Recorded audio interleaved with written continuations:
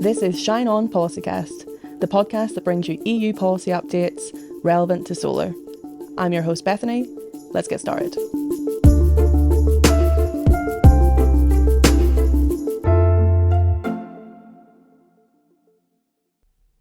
So on today's Policycast, we have Arthur, our policy advisor on skills, amongst other things. And all being well, you're listening to this podcast during Solar Jobs Week and the European Year of Skills. So Arthur's here to talk all things solar skills. So welcome, Arthur. Hi, nice to be here. So again, you know, it's Solar Jobs Week, and we've just come out with our Solar Jobs report, our annual report on the lay of the land in terms of solar employment in the EU. Maybe you could give us a little flavour of what's in the report. Yeah, sure. So it's a lot of numbers.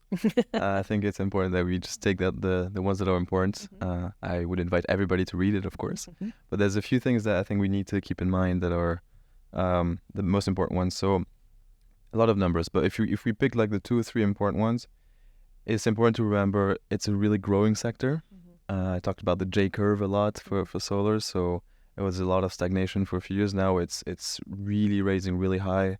We had 40 gigawatts of installations last year, and that includes a lot of jobs. A lot of people are needed to deploy that, to install that. So we had just a bit less than 650,000 people employed in solar last year, and this still needs to grow a lot. It needs to accompany this J curve in the same way. And how does that compare? So that's 2022, and how does that compare to 2021? Remind me. That's almost 150,000 people that just joined. Okay, I think in 1 year, and we need that to continue at least at the same pace. Okay.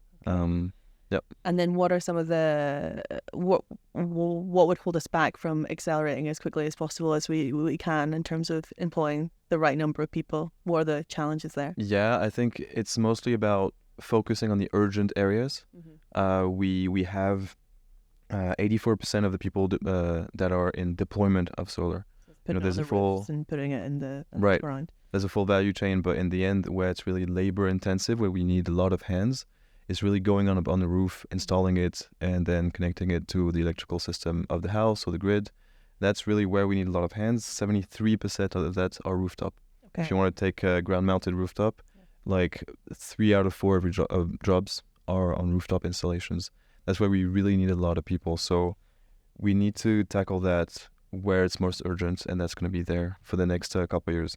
And one of the things that's really challenging is that you need an electrician. So mostly for a rooftop installation, you may think you have like 5 people. It's different everywhere in Europe, so I'm going to try to make it as united as possible, but it is a problem in itself. It's different everywhere. But if you want to take a general rule, you're going to need like 4 or 5 people to install a solar installation fully, from the mounting structure to the panel itself, connecting it to an inverter, and then to the house, to the grid.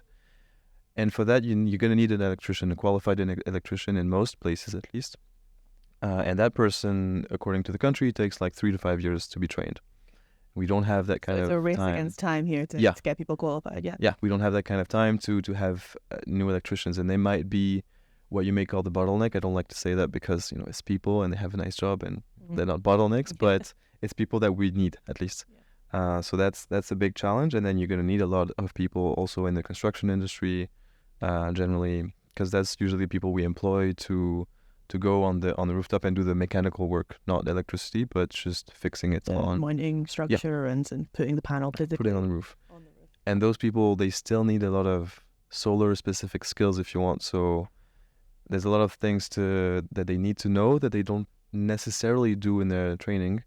They need to know it for solar specifically. Because solar is so new, it's just not embedded in normal training. They have a lot of things they do, even electricians, both on construction or electricians. They do a lot of different things, not just solar. And so it's really important that they now more and more know about solar to make quality and safe installations so that there's the best efficiency, so that it doesn't catch on fire, for example, so that it's safe for everybody. So I think it's a really big challenge in a really growing sector. Yeah. Right, and I mean, what are companies doing to try and bridge that gap? I mean, what's happening on the ground or on the rooftops like right now? Yeah, there's a couple examples. I have one in Germany that we talk about a lot is NPAL, a company employing people for solar installations, mostly on rooftops. They rent the panels, by the way, for most of them. Okay. And what they do is they try to make the best use possible, be as efficient as possible with the people we have now.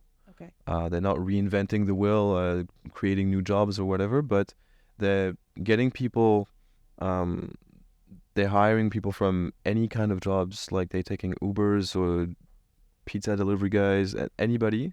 They train them super fast. They launched an academy in Germany where if you want to have a visual, like it's a sort of big house where you have the roofs on the floor. Okay. And they just like strap themselves on it and learn about the quality safety trainings you have to know, and then they go up on this fake roof and install the panels, and then at some point, they're free to go and they go on actual roofs.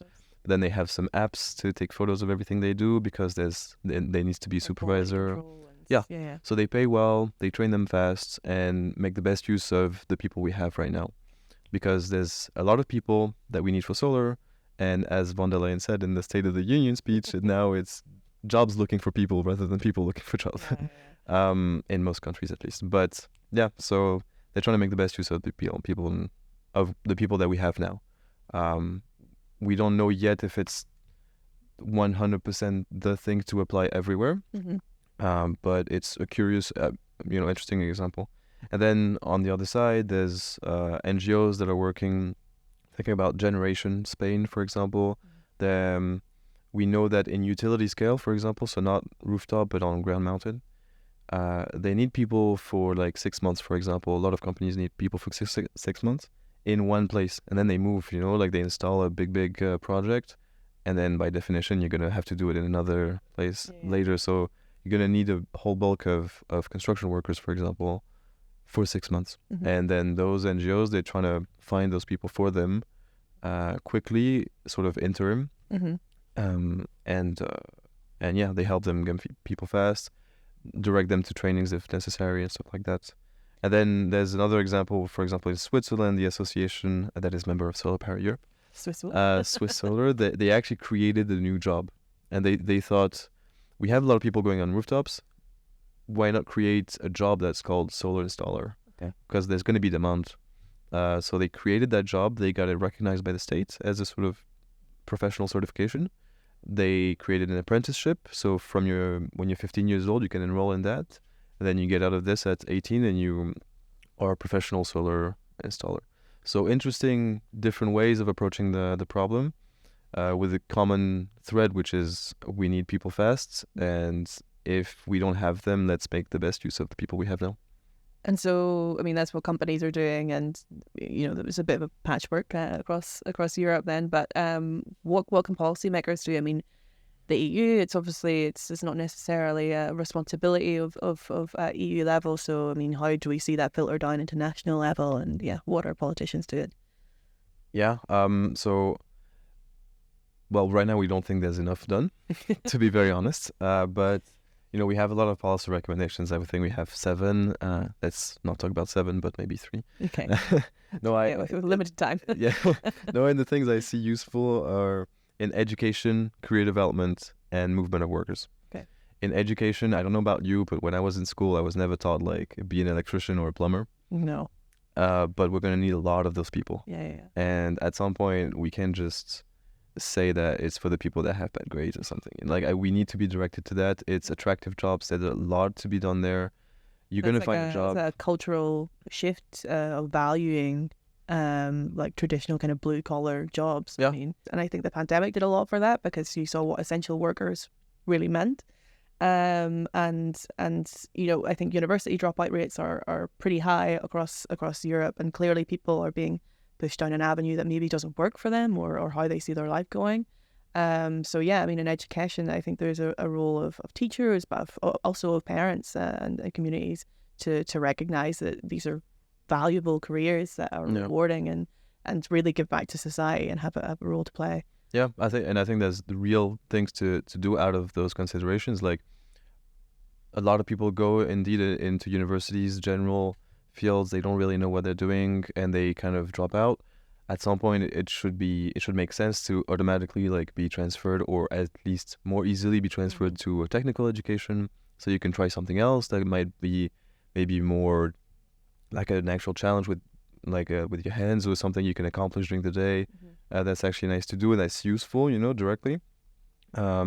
There's also a question of paying the trainers or teachers or professors that are in those schools, which I think is a big challenge as well, because we need actual trainers and teachers to go there, not just the people to train, and some communication. I mean, at some point, we need to see everywhere that it's an appealing job, that is somewhere you're gonna have money and you're gonna have demand for that job. So we need to be incentivized to go there a bit more. We really didn't see that. And when we were not kids. just sit like us in an office. I love speaking to a mic, but at some point we need people to go on roofs.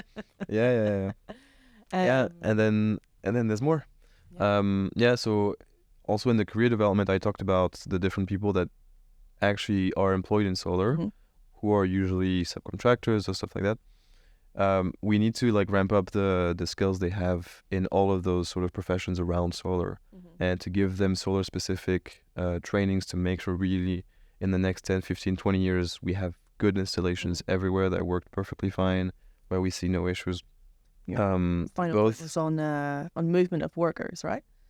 the last one, so we see a lot of companies, as I told you, specifically on the ground mounted. The companies move and have projects a bit everywhere, even in rooftop, and there's not one way to recognize solar installers everywhere in Europe, and maybe that should come. Because if you go to a company, you do their training that they're proposing to you, and then you can go on to make an installation. If you have to do that every time you go to a single different project, it's going to take a lot of time, a lot of resources, a lot of money for the companies, and that delays a lot of projects. We actually have examples in Germany, in Northern Europe, where the companies are waiting years before they can actually carry out their project, because they don't have the full staff to do it, because just moving is too difficult inside the EU. And then we're going to have to talk about immigration from third countries as well. It's a difficult topic, but maybe we need to direct the immigration we have to the most urgent jobs that we have in Europe, and there's great opportunities also. I mean, there's existing EU platforms for this, at least in development, about how you can support integration of newly arrived workers into priority sectors. But then speaking of kind of the different jobs that are out there, we have one question from social media, and if you want to ask your own question on a future Policycast, you can follow us at SolarPower EU on Instagram. But to you, Arthur, if you had another job in the solar sector, what would it be, and why? So I just want to say that I really love my job here. It's really nice. It's not a threat. It's not a threat. But I don't know. I would do nice propaganda for solar with my propaganda if it's true. Oh yeah, I would go around Europe and sing songs for the sun, I think. But it's a bit like I think Lord already has an album called Solar Power, so you'd have to. Yeah, I would do better though, I think. But yeah, sure. She went platinum, but okay, lofty goals. So then, looking at, you mentioned that maybe not enough is being done to tackle this challenge, but it is the European Year of Skills, and we do see some movement here and there. What are the kind of key dates beyond Solar Jobs Week and beyond the European Year of Skills that we should be watching out for? Yeah, so our jobs report is actually already out, and you should read that. I think that's the major date that everybody should keep in mind. We also have our jobs fair in November, on the 16th of November. It's very solar specific and it's very SPE, but we're having a fair where anybody that's interested or just curious about what working in solar is, we have experts coming, answering your questions and telling everybody about what it's like to work in solar, why everybody should go there, what kind of different opportunities there are, what you have to do to get there. So it's a pretty interesting time to go and explore that. And more like what these guys are doing in the commission. There's the negotiations at the moment on the Net Zero Industry Act, which is one of the very few legal texts where we can have some interesting stuff about jobs and skills. they're actually negotiating it. It is difficult to make estimations, but normally by February of 2024, we should have a text. And in there's the Net Zero Academies proposal, where they're really saying they're going to work with the private sector to create academies everywhere in Europe for the most strategic jobs. And we want to do it for solar. And it's a partnership where you're going to have the stamp of the European Commission, some seed funding at the beginning. And we really want to use that opportunity to put forward the solar jobs and make trainings for that everywhere in Europe. Cool. Okay, so a couple of dates to look out for, but a big plug if you are a student or an early career professional, or if you know someone who might be interested in a new solar job, you can check out our career fair coming in November. But thanks so much for your insights today, Arthur, and maybe we'll have you back on Policycast on one of your other topics that you cover. It would be a pleasure. Thank you very much. And if people want to hear more about solar skills and the different kind of topics you cover, from hydrogen to electrification, where can they find you online? You can just type my name, Arthur Daemers, on LinkedIn and Twitter, and you will find it. We will spell that out so people can Google it. And if you want to find more things on solar, you can follow SolarPower Europe, SolarPower EU, or myself at SolarPower Beth. Thank you very much. Thank you. Thanks for listening to today's episode. This podcast is brought to you by SolarPower Europe. If you don't want to miss our next episode, make sure to subscribe and turn on notifications. Shine on.